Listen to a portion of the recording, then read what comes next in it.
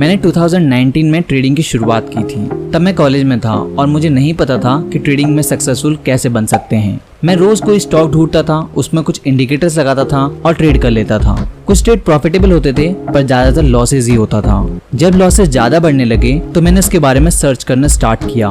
मैंने बहुत सारी यूट्यूब वीडियोस देखी, बुक्स पढ़ी जैसे कि day trade for a living, technical analysis of financial market, trade like जैसे लिवरमोर और मार्केट विजर्ड। इसके अलावा और भी बहुत सारी बुक्स पढ़ी हैं जिनकी समरीज आपने देख ली होंगी। जब मैंने मार्केट विजर्ड पढ़ी तो उस बुक के 5 लेसन मेरे को ऐसे लगे जिनके कारण मैं आज प्रॉफिटेबल बन पाया। तो लेसन नंबर 1 है start small and learn big. ये लेसन मैंने सीखा जेम्स रॉजर से, जिन्होंने 1968 में ट्रेडिंग की शुरुआत की थी सिर्फ $600 से।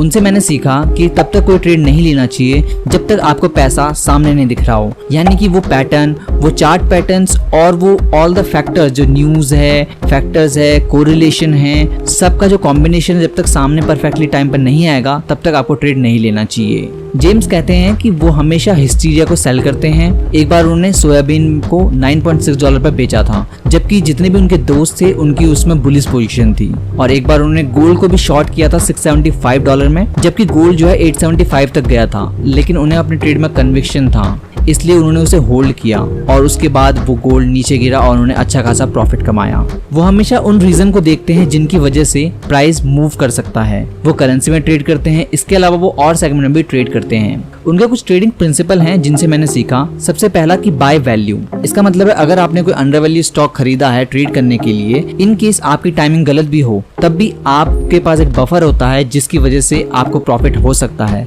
अगर प्रॉफिट ना भी हो तो आपको लॉस तो नहीं होगा। दूसरा प्रिंसिपल था वेट फॉर कैटलिस्ट। जेम्स कहते हैं मार्केट ओवरबॉट और ओवरसोल्ड में बहुत टाइम तक रह सकती है क्योंकि मार्केट कभी कभी डेड हो सकती है, क्योंकि मार्केट को ऊपर जाने के लिए पैसा डालना पड़ता है और पैसा डालने के लिए इन्वेस्टर का कॉन्फिडेंस होना बहुत जरूरी है। तो इसलिए आपको कैटलिस्ट का वेट करना चाहिए, यानी कि जैसे कोई ग्लोबल न्यूज आ रही हो, जैसे आरबीआई की कोई पॉलिसी आने वाली हो जिससे कॉर्पोरेट टैक्सेस पे कुछ इम्पैक्ट पड़े, या फिर जैसे बजट में कॉर्पोरेट टैक्सेस पे कुछ इम्पैक्ट पड़ता है जिसकी वजह से कंपनीज थोड़ी प्रॉफिटेबल होती है, या फिर कोई ऐसी न्यूज आ रही है जिसकी वजह से उस पर्टिकुलर स्टॉक में अच्छा चीज आ सकती है, मतलब अच्छी खबर आ सकती है या वो ग्रो कर सकती है। तीसरा प्रिंसिपल जो मैंने सीखा कि सेल हिस्टीरिया। जब मार्केट गैप अप में ट्रेड करने लगे, गैप अप या गैप डाउन में, तब एक रिवर्सल ट्रेड बनता है, क्योंकि उसके बाद क्या होता है, हिस्टीरिया क्रिएट हो जाता है, उसके बाद अक्सर मार्केट जो है नीचे गिरती है। चौथा प्रिंसिपल था बी वेरी सेलेक्टिव। ये बहुत इंपॉर्टेंट लेसन जो मैंने जेम्स रॉजर से सीखा था कि हमेशा बी वेरी सेलेक्टिव रहे। जब तक आपके पास, अगर आपके पास 5 ट्रेडिंग सिस्टम है तो जब तक 5 में से 3 ट्रेडिंग सिस्टम आपको क्लियरली सिग्नल नहीं देते कि बाय करे या फिर सेल करे, तब तक ट्रेड नहीं लेना। और 5वां प्रिंसिपल जो मैंने जेम्स रॉजर से सीखा वो था कि नेवर फॉलो कन्वेंशनल विजडम। इसका मतलब है कि आप जो पुरानी सोच है कि एक जो स्टॉक है वो 10 रुपए से 30 रुपए हो गया है, 10 रुपए से 50 हो गया है और आप उसे 50 पे बाय कर रहे हैं, ये सोच के कि वो 50 का 500 हो जाएगा। आपने पंप एंड डंप का केसेस सुना होगा, उसमें स्टॉक को छोटे से अमाउंट से बड़े पे लिया जाता है और उसके बाद सारी शॉर्ट सेलिंग कर ली जाती है। दूसरा लेसन मैंने जो सीखा जिसकी वजह से मैं प्रॉफिटेबल बना वो था think in maths and probability. और ये लेसन मैंने सीखा मार्क विंस्टन से। मार्क विंस्टन के फादर एक गैम्बलर थे, एक जुआरी थे और उनकी मैथ्स बहुत अच्छी थी। उन्होंने जो मैथ्स सीखी वो अपने पापा से ही सीखी, इसलिए मार्क विंस्टन की कैलकुलेशन बहुत अच्छी थी। उन्होंने अपने स्टार्टिंग के करियर में बहुत सारे लॉसेस भी किए, पर फिर उसके बाद सीखा कि कहाँ वो गलती कर रहे थे। तब उन्होंने चार्ट पैटर्न सीखे, प्राइस एक्शन सीखा। उन्हें जब भी कुछ कंसेक्यूटिव ट्रेड्स में लगातार ट्रेड में लॉसेस होने लग जाते थे तब वो ट्रेडिंग को बंद कर देते थे और थोड़ा रेस्ट ले लेते थे, फिर नए सिरे से शुरुआत करते थे। उनसे मैंने सीखा कि option trading plus technical analysis को कंबाइन करके अच्छा खासा प्रॉफिट कमाया जा सकता है। उन्होंने एक ट्रेडिंग कंपटीशन में पार्ट लिया था जिसमें उन्होंने $1 लाख को $9 लाख में कन्वर्ट किया था और उन ट्रेड्स में उनकी एक्यूरेसी 99% थे, इसलिए उन्हें परसेंटेज ट्रेडर के नाम से भी जाना जाता है। उनका मेथड सिंपल है कि वो मार्केट साइकिल को स्टडी करते हैं, फिबोनाची को देखते हैं, एलियट वेव्स को देखते हैं और जो उनके ट्रेड्स पिक करने का तरीका है वो सिंपल है। वो चार्ट्स देखते हैं, गैन एनालिसिस देखते हैं, moving average, market sentiment, Fibonacci और ऑसिलेटर जैसे कि RSI और भी बाकी ऑसिलेटर्स। उनके ट्रेडिंग के सिंपल से रूल्स हैं कि सबसे पहला रूल कि आपको अपना होमवर्क करके आना चाहिए, जिससे मैंने ये सीखा कि हमेशा ट्रेड लेने से पहले आपको डिसाइड कर लेना चाहिए कि आपको कौन से स्टॉक में ट्रेड करना है, क्या एंट्री पॉइंट होना चाहिए, क्या एग्जिट पॉइंट होना चाहिए। दूसरा प्रिंसिपल बी हम्बल। इसका मतलब है कि जब आपका गलत हो तो आप लॉसेस को एक्सेप्ट करें। तीसरा नो योर लिमिटेशन। आपको पता पता होना चाहिए, यानी कि मुझे पता होना चाहिए कि मेरी लिमिटेशन क्या है, कौन सी ट्रेड मैं नहीं ले सकता, कौन से ट्रेड मेरे को लेने चाहिए। चौथा ट्रेड, डोंट कॉपी ट्रेड। मैंने एक बार एक बड़े इन्वेस्टर को देख के उसी स्टॉक में इन्वेस्ट किया जिसमें उन्होंने किया था। मुझे तो लॉस हो गया क्योंकि उस जो इन्वेस्टर का जो टाइम पीरियड था वो 2-3 सालों का था और 2-3 सालों में बहुत अच्छा ग्रो किया, लेकिन मुझे इवेंचुअली लॉस हो गया। तो मैंने सीखा कि कॉपी ट्रेड नहीं करना। और पांचवा रूल था, बी फ्लेक्सिबल। इसका मतलब ये है कि कभी भी एक सेगमेंट में ना टिके रहे, अलग अलग सेगमेंट में स्टार्ट करते रहे। तीसरा लेसन था, limit the losses to run longer. ये बहुत इंपॉर्टेंट लेसन है और ये लेसन मैंने सीखा माइकल स्टीनहार्ट से, जिनकी नेटवर्थ है $1 बिलियन और उन्हें 19 साल की उम्र में ही ग्रेजुएशन कंप्लीट कर ली थी। 1967 में उन्होंने हेज फंड की शुरुआत की और 30 सालों तक 21% का रिटर्न दिया।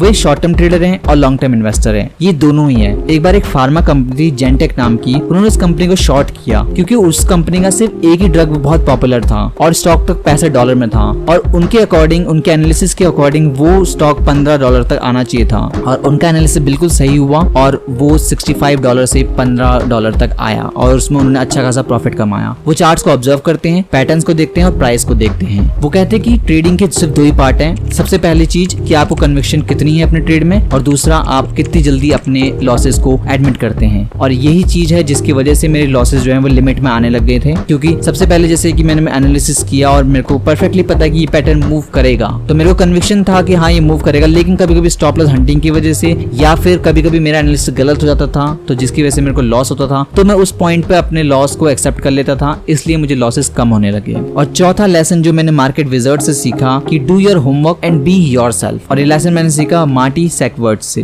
उन्होंने अपने शुरुआती ट्रेड के 10 सालों तक लॉसेस किए। उन्होंने यूएस चैंपियनशिप जीती, इसलिए उन्हें चैंपियन ट्रेडर के नाम से भी जाना जाता है। जब उनको लॉसेस हो रहे थे बहुत सारे स्टार्टिंग के दिनों में, तब उसके बाद उन्होंने टेक्निकल एनालिसिस सीखा। वो पहले फंडामेंटल एनालिस्ट थे, पी रेशो देखते थे और भी जो भी CAGR होता है, ग्रोथ रेट, वो सब देखते थे। लेकिन वो कहते हैं कि मुझे फंडामेंटल एनालिसिस ने सिखाया तो बहुत, लेकिन मैं अमीर जो बना हूँ वो टेक्निकल एनालिसिस की वजह से बना हूँ। उनकी ट्रेडिंग के सिंपल से रूल हैं कि सबसे पहले ट्रेड लेने से पहले हमेशा ये चेक कर लें कि जो प्राइस है वो मूविंग एवरेज से ऊपर है या मूविंग एवरेज से नीचे ट्रेड कर रहा है, क्योंकि इससे आपको एक सेंटीमेंट का पता लग जाता है। और ये मैं जब भी ट्रेड लेता हूँ तो ये जरूर चेक करता हूँ। दूसरी चीज की क्या कोई डाइवर्जेंस बन रही है, यानी कि जो मेन मार्केट है और जो आपका स्टॉक है, अगर उसका कोरिलेशन जो है पॉजिटिव है लेकिन फिर भी कोई डाइवर्जेंस बन रही है, तो ये आपका जो है अच्छा खासा ट्रेड बन सकता है, क्योंकि यहाँ पे जो है आप कॉन्ट्रेरियन अप्रोच को यूज कर रहे हैं। तीसरा जो ट्रेडिंग रूल है कि take some rest after trades. ये मैंने बहुत ही अच्छे से सीखा, क्योंकि जब मेरे को लगातार 3-4 ट्रेड्स, स्पेशली ऑप्शन ट्रेडिंग में जब मेरे को लॉसेस हो रहे थे, तब मैं कुछ दिनों का रेस्ट ले लेता था और फिर एनालाइज करता था कि कहाँ मैंने गलती की। अपने जो जर्नल थी उसमें मैं देखता था कि मैंने ये पॉइंट पर गलत किया, इसको मेरे को नहीं करना चाहिए था, यहाँ पे पोजीशन ऐड करनी चाहिए थी। तो उसके बाद ये